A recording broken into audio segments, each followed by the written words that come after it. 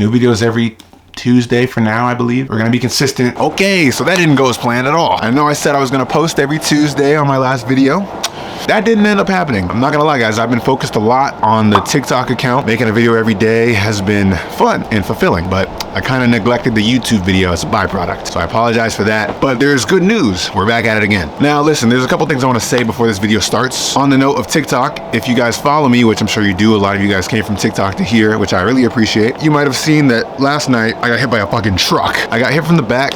Oh, I got rear-ended. A truck ran into the back of my Jeep. We were at a stoplight. I stopped as one does, and I look in my rearview mirror and I see a truck just barreling. I know it's not gonna stop. I know it's bad. It just came straight into the back of me, and my car got semi-flopped up. It's not great, but the good news is I'm okay. My best friend Brandon, he was in the car with me. He's also okay. It was a scary experience. That was my first crash. The whole experience did teach me a lot, though. It gave me a perspective on life. I'm really grateful to be here, but while I'm here, I want to make content. You know, that's what I like to do. So this video and this YouTube channel is gonna be a lot more focused on my life. Not only focused on clothing and fashion, you know, that's a lot of that's gonna be a part of the content, but I have other things going on and I wanna share that. And maybe you guys can learn something from my experiences that I share, or you can maybe you can get some positive maybe you can get some positive takeaways. Who knows? I'm still gonna be doing the TikTok format, obviously, but this YouTube channel is gonna be more centered around my life as a whole. I'm gonna show you guys fashion stuff, obviously. I'm gonna show you guys my motion, if I have any motion at any point. I'm gonna show you guys, you know, the emotions I wrestle with, because, you know, I'm not perfect. I have flaws. We're all trying to work through things here, and maybe I'm relatable to one of you watching. Who knows? So you get to see more of me. Exciting. That being said, this video is titled The Dark Side of Trey's Thrifts because it's not all sunshine or rainbow. The crash taught me a lot, and out of crisis comes change. And I am very excited for everyone to meet the real me.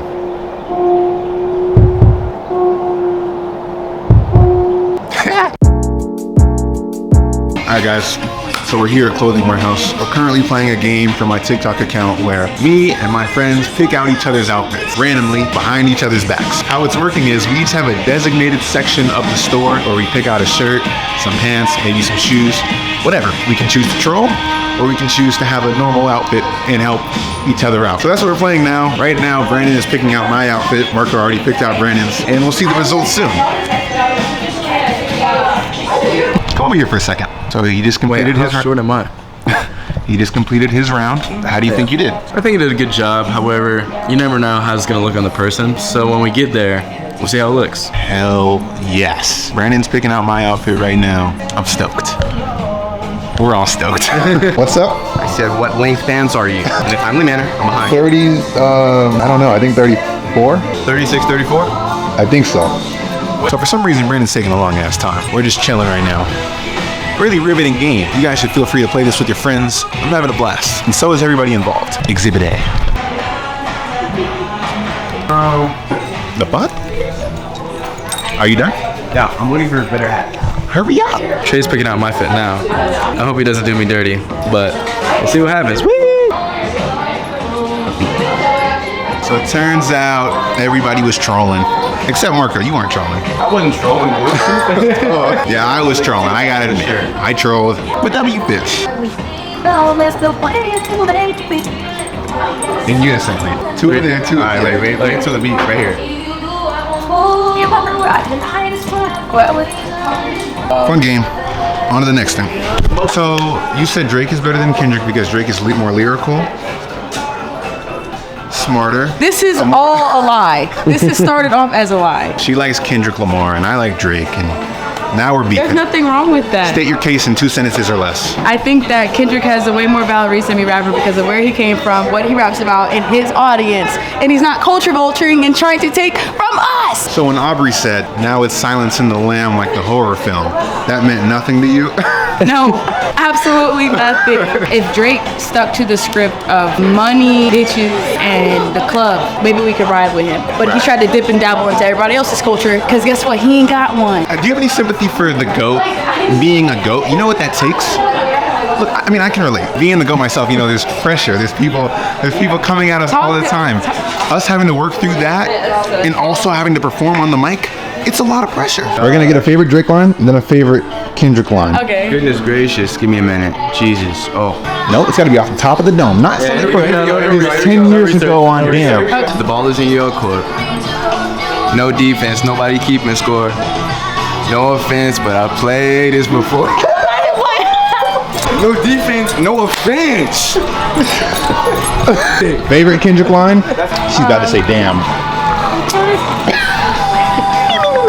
There's so many. I think that it's hard to just spew out a Kendrick verse. That's like somebody asking you to say your favorite verse from the Bible. Like, you gotta really. John 3:16. Now sound out art. Now listen to Kendrick.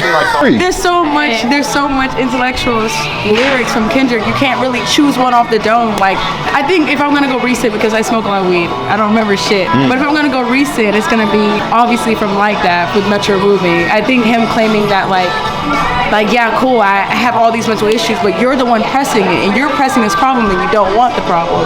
And I think that him protecting the black culture while protecting himself and his name was amazing. Can I present something really quick? What I think Drake's doing for the black culture is allowing us to feel in touch with our emotions. You know, a lot of black men want to be hard, but they're also very toxic toward women.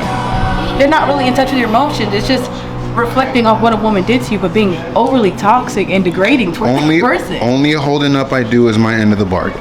Right? Only begging that I do is me begging your pardon. Only trying that I do is me trying the hardest. Only problems.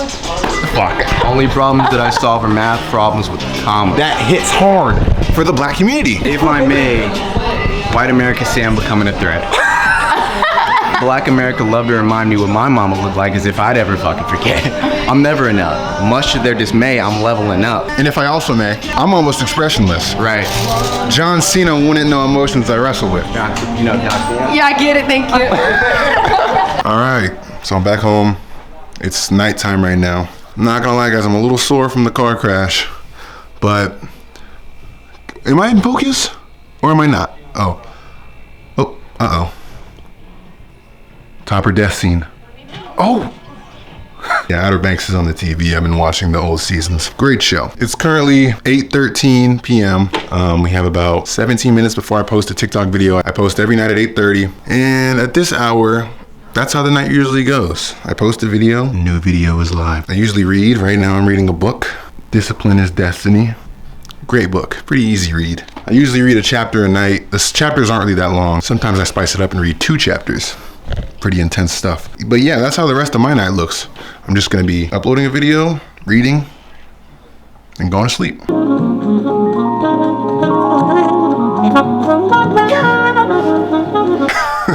It's actually funny because I actually do read like that every night, but from a viewer's perspective, I can see you guys making this face.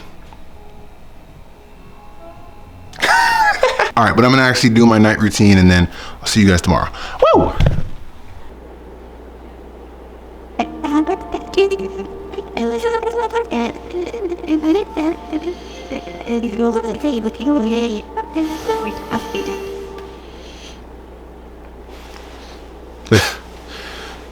Hey, good morning, guys. All right, here's the part of the vlog where things get real. I have a couple things on my mind that I would like to share. So I just woke up.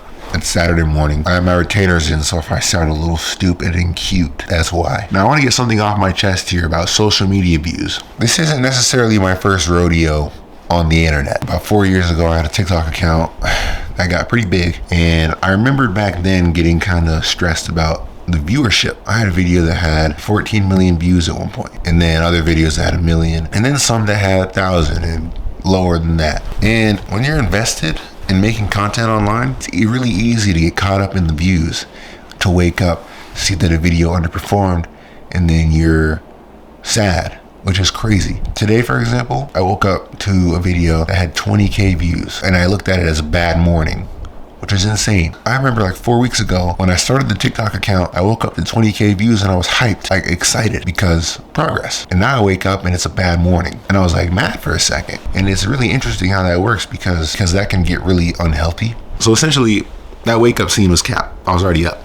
But seeing the views affected me, which I don't want that to be the case. I want to put my best foot forward into the videos, obviously, but like I don't want to get caught up and have my day go in a certain direction because of low viewership. So I say all this to say I think it's a good lesson to not get too caught up in the views. If you want to make content, if you want to do anything, if you have a bad day or what's perceived as a bad day, just look at it as a learning experience and don't disconnect from the views. Get up and try again the next day. And that was my mindset at the beginning of the journey. But it's kind of crazy when you start growing and you start seeing more views at one point and then they start to dip. It can alter your mind and emotions. And it's I don't know, it's just interesting. I'm sure a lot of other content creators go through this, but I don't know. It was just on my mind, and I don't want that. I don't want an amount of views from a video to discourage me, and I don't want it to discourage you if you guys want to do anything, make content, or maybe this could be applicable to anything you're doing, that you're not seeing the success that you necessarily want or thought you were going to get. Just try again the next day. Life goes on.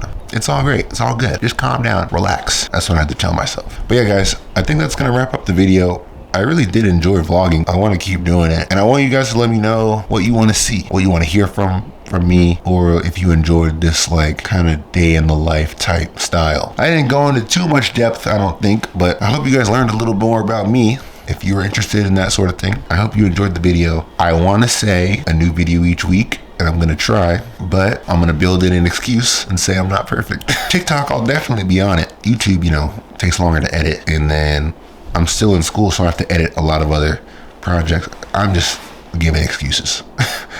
But I hope you enjoyed the video. Feel free to hit that subscribe button. If there's anything else you want to know about me, comment below. I'll try to throw it in the next video. I appreciate you guys for watching and following and subscribing, and I will see you sometime soon. Woo!